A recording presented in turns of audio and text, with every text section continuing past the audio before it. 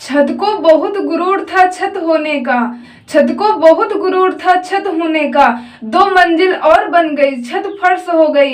इसीलिए कहते हैं कि तूफान ज्यादा होता है तो कश्ती डूब जाती है, तूफान ज्यादा होता है तो कश्ती डूब जाती है, और जब घमंड ज्यादा होता है तो हस्ती डूब जाती है। इसीलिए जीवन में कभी भी घमंड मत करना, आप चाहे जिस ऊंचाई तक पहुंच जाएं। Hello friends, welcome to my YouTube channel on competition study. आज के इस वीडियो में हम लोग देखेंगे प्रतिशतता, परसेंटेज में हम लोग पार्ट 3 आज देखेंगे। पार्ट 3 के अंतर्गत देखेंगे आय व्यय पर आधारित प्रश्न। बहुत ही इंपॉर्टेंट क्वेश्चन आपके एग्जाम में आय व्यय पर आधारित पूछे जाते हैं, तो वो सारे क्वेश्चन मैं आप लोगों को इस वीडियो में कवर करवाऊंगी। तो आप लोग वीडियो में लास्ट तक बने रहिएगा, आपको 100% क्वेश्चन क्लियर होंगे। और जिन लोगों ने अभी तक चैनल को सब्सक्राइब नहीं किया तो प्लीज चैनल को सब्सक्राइब करके ऑल नोटिफिकेशन पर कर लीजिए, जिससे हमारे सारे वीडियो का नोटिफिकेशन टाइम टू टाइम आप लोगों को मिलता रहेगा। चलिए बिना किसी देरी के हम लोग सीधे क्वेश्चन पे चलते हैं।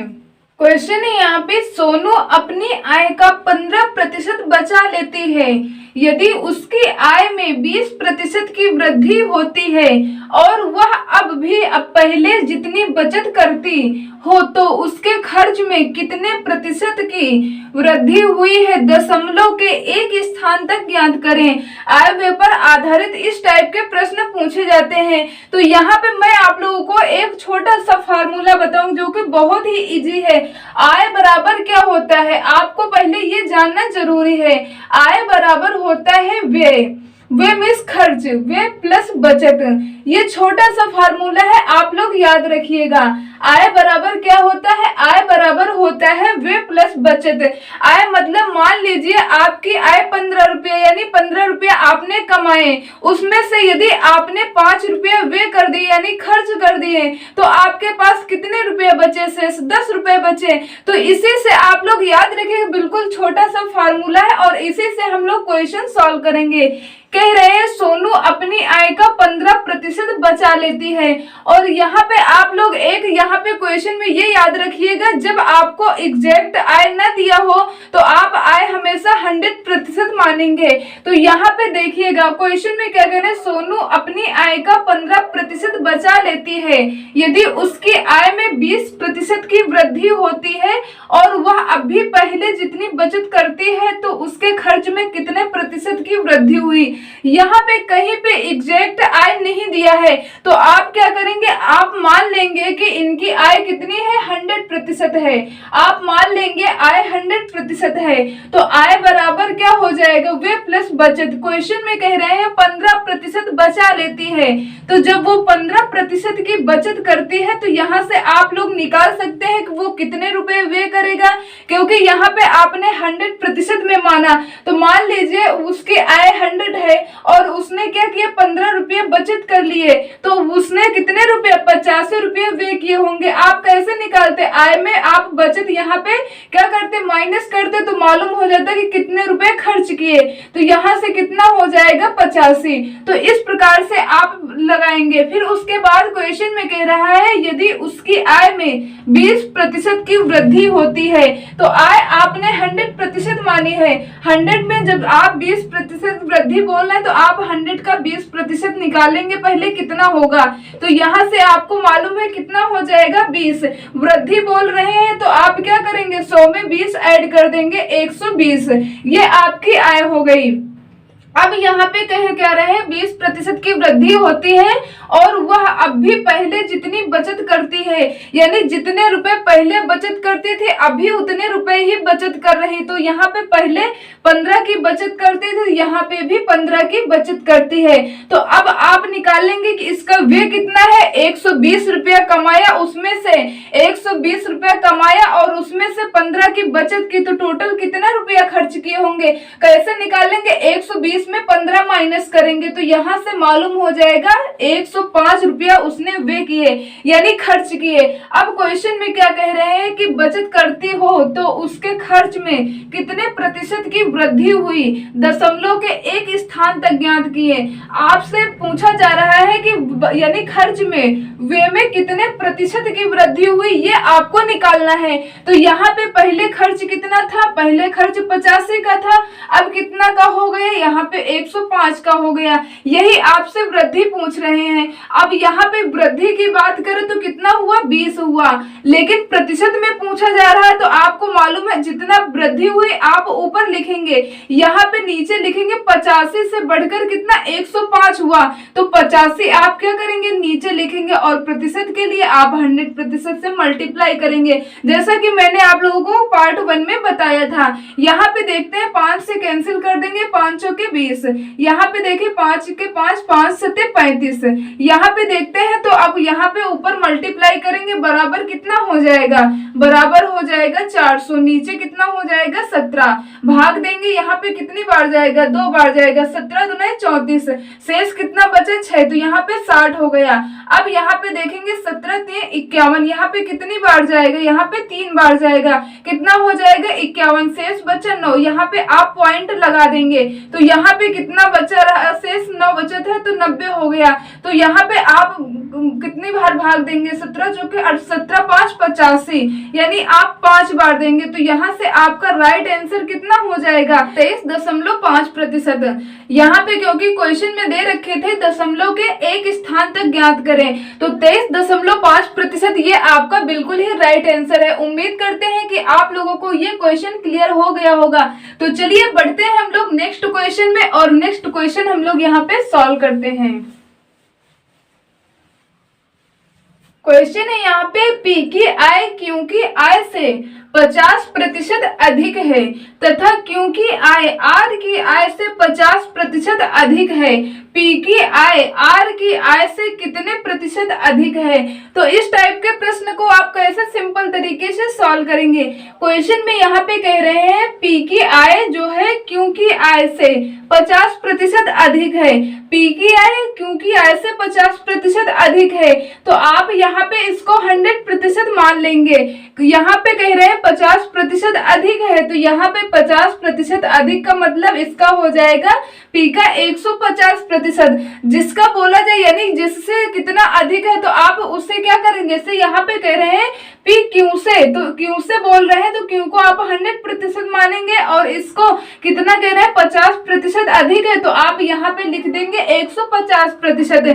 फिर क्वेश्चन में बोला जा रहा है क्योंकि आय आर की आय से 50% अधिक है, तो यहाँ पे देखें क्योंकि आय आर की आय से, किसकी आय से, आर की आय से, तो आर को आप 100% मानेंगे, कितना अधिक है 50% अधिक, तो आप इसे 150 मान लेंगे। अब यहाँ पे आप इसे किस प्रकार से क्वेश्चन को बनाएंगे ताकि आप आसानी से राइट आंसर निकाल पाए, तो यहाँ पे आपको करना क्या होगा, जब भी इस प्रकार से आपको क्वेश्चन दिया जाए आप यहाँ पे क्या करेंगे, आप लिख लेंगे पी क्यू आर, क्योंकि यहाँ पे कितने पर्सन है, यहाँ पे 3% है, क्यों का यहाँ पे 2 बार दे रखा। अब यहाँ पे कंफ्यूजन होता है कि 10 यहाँ पे 100% ले या 150% ले, तो बिल्कुल भी आप कंफ्यूज नहीं होंगे। आप 3% है, आप इस प्रकार से लिख लेंगे, और ऐसे प्रश्न को हमेशा आप लास्ट से बनाएंगे। लास्ट का मतलब ये हुआ आप यहाँ से बनाएंगे, यानी आर कितना है, आर का है 100%, और यहाँ पे आप इसका क्यों का देखें तो कितना है, क्योंकि आर से 50% अधिक है, तो यहाँ पे इसका हो गया कितना 150%। अब यहाँ पे पी का क्या है, क्यू से कितना 150, यहाँ पे 50% बोला गया था कि पी जो है क्यू से 50% अधिक है, क्यू का कितना है 150, तो आप 150 का पहले कितना निकालेंगे 50%, ये आप निकालेंगे, देखेंगे कितना होगा, 0 से 0 कैंसिल हो जाएगा, बराबर हो जाएगा 15 पछे 75, तो आप ये 75 क्या करेंगे, इसमें आप ऐड कर देंगे 150 में, क्योंकि क्यू से कितना 50% अधिक है, तो आप डायरेक्ट 50% जोड़ के आप नहीं इसमें लिख देंगे कि 200% हो जाएगा, गलत हो जाएगा। 150 में आप 75 ऐड करेंगे, तो यहाँ पे देखें 150 में यदि 75 हम ऐड कर देंगे तो कितना हो जाएगा, यहाँ पे हो जाएगा 225, तो यहाँ से आप लिख सकते हैं 225। इसे मैं हटा देती हूँ, ये मैंने रफ करके आपको दिखाया। यहाँ पे हो गया कितना 225%।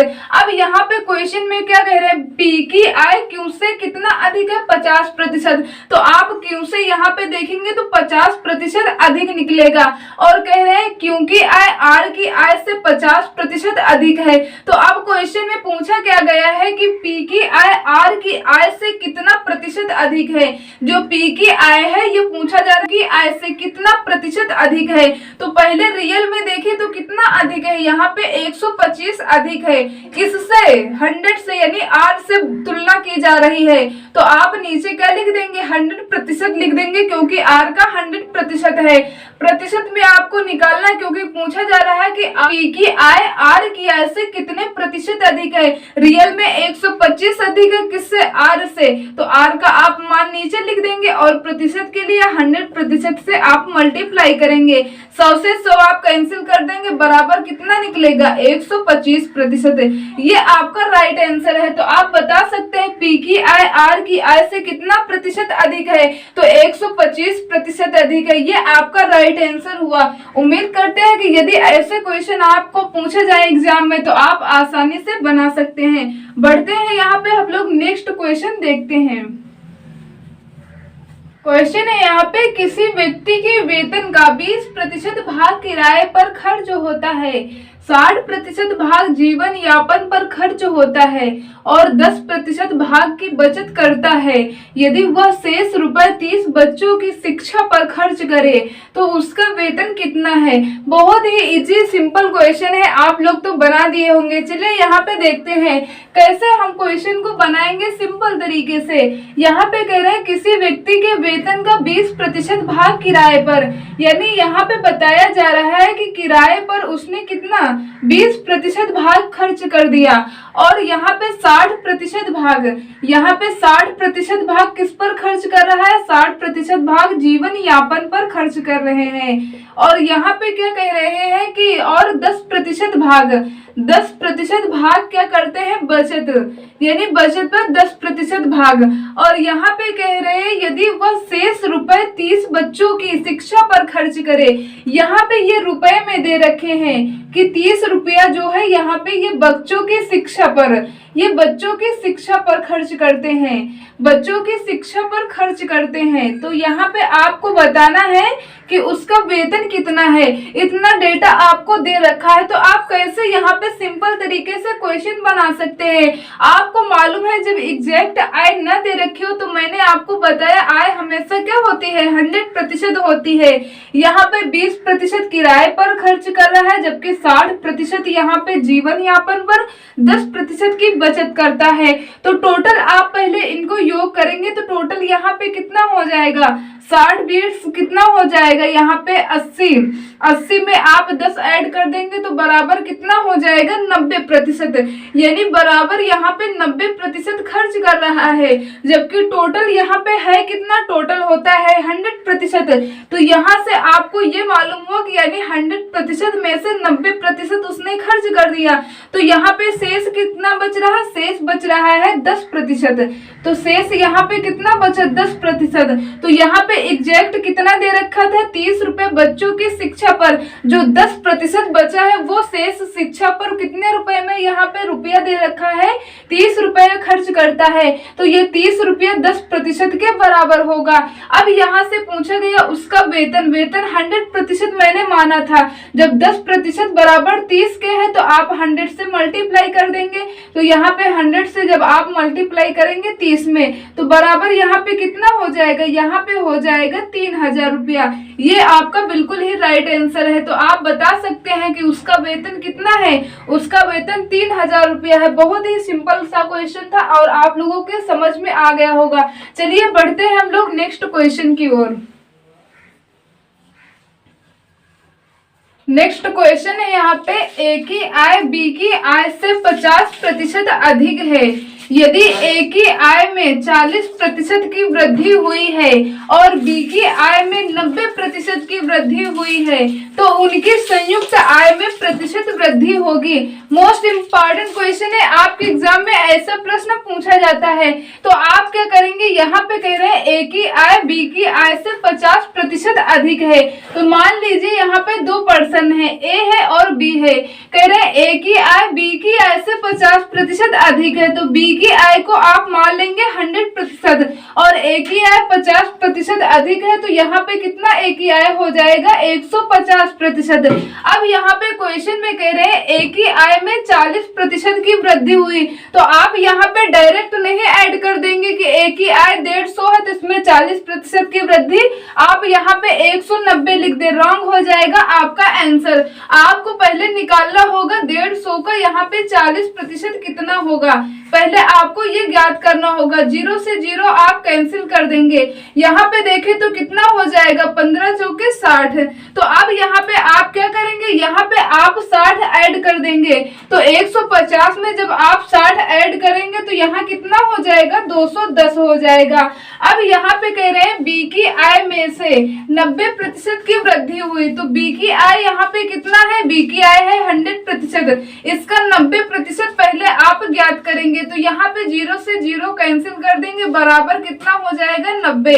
तो ये 90 आप 100 में ऐड करेंगे तो यहाँ पे कितना हो जाएगा 190।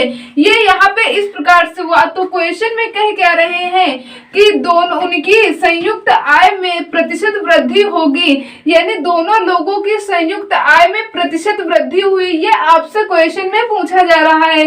तो यहाँ से मैं इसे हटा देती हूँ क्योंकि ये आपको मैंने निकाल के बताया था कि किस प्रकार से आप निकालेंगे।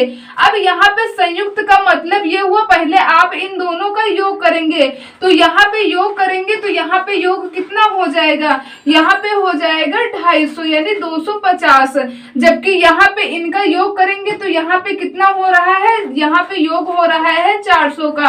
आपसे क्वेश्चन में पूछा गया है उनकी संयुक्त आय में प्रतिशत वृद्धि होगी, तो यहाँ पे रियल में वृद्धि देखें तो पहले कितना वृद्धि हो रही है। आप क्या करेंगे, आप यहाँ पे 400 में आप 250 यानी 250 आप माइनस करेंगे, तो यहाँ पे वृद्धि कितनी की हो रही, वृद्धि यहाँ पे हो रही 150 की। और प्रतिशत में ज्ञात करना है तो यहाँ पे आप बटे में 250 लिखेंगे, क्योंकि 250 से बढ़कर के 400 हुआ, और प्रतिशत के लिए आपको मालूम है 100% से आप मल्टीप्लाई करेंगे। 0 से 0 कैंसिल कर देंगे, 25 के 25, 25 चौके 100, यहाँ पे आप मल्टीप्लाई कर लेंगे तो 15 चौके 60, यहाँ से आपका राइट आंसर हो जाएगा 60%।